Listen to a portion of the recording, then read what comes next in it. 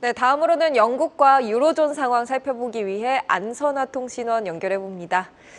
이날 유럽 증시 마감 상황 어땠는지 먼저 정리해 주시죠. 네, 목요일장 유럽 증시는 부동산 지수와 스위스 UBS를 포함한 금융 지수들이 상승에도 불구하고 필수 소비재와 명품주들이 하락하면서 경기 지표들이 엇갈리는 모습으로 혼조세로 마감했습니다. 네, 영국과 프랑스 0.46%, 0.65% 각각 하락했고요. 독일은 0.35% 상승했고 유로스톡 50 지수 0.42% 하락 마감했습니다. 영국 지수에서 중국 경제지표 부진과 배당금 지급을 앞두고 있는 광업자들의 약세를 보이면서 6거래의 연속 상승세를 끊고서 하락 마감했는데요. 손실을 주도한 광업 최고업자들 2.3% 하락했고, 이는 중국의 제조 활동이 5개월 연속 감소한 것으로 나타나면서 구리 가격 하락을 추적한 결과입니다. 네, 글렌코어는 과거 주식 투자 설명서에서 거짓말을 했다라는 언론 보도 이후 2.5% 하락했고, 금융 트레이더인 CMGC 마켓은 제프리가 보류에서 성과 미달로 평가 인하한 후 7.7% 하락하여 중형주 지수에서 최하위 실적을 기록했습니다.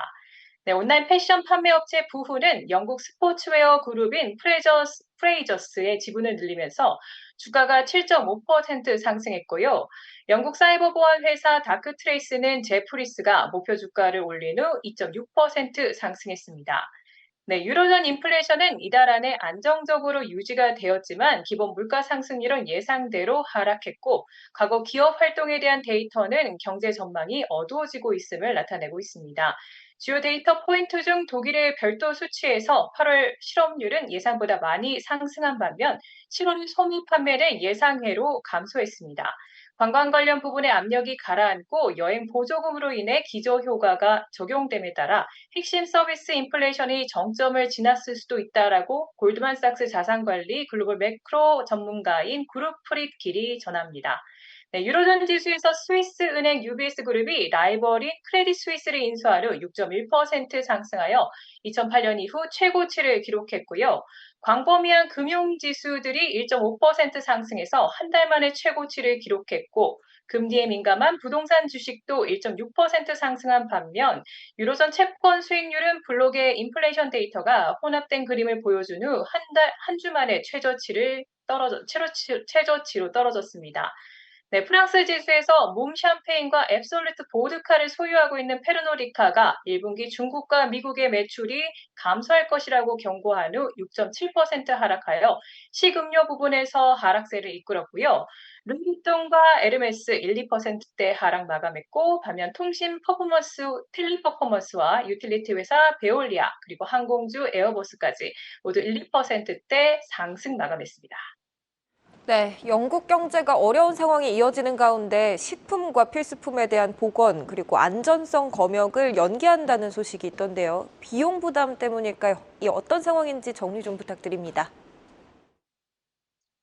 네, 실질 보도에 따르면 헬시가 화요일 영국 정부는 EU에서 수입하는 식품과 생활 필수품에 대한 보건 안정성 검역을 2024년 1월과 4월로 연기하기로 했다고 보도했습니다.